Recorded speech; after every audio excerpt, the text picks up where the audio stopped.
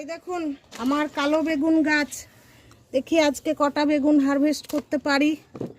হ্যাঁ, এই গাছ থেকে একটা, এইটাও, এটা নরম আছে।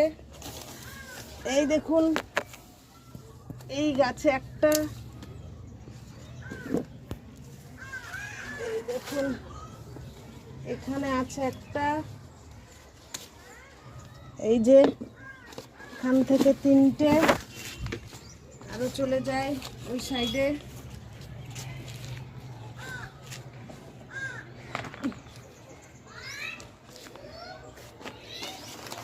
এই দেখুন এখানে একটা, এই চারটা, দেখি আর আছে কি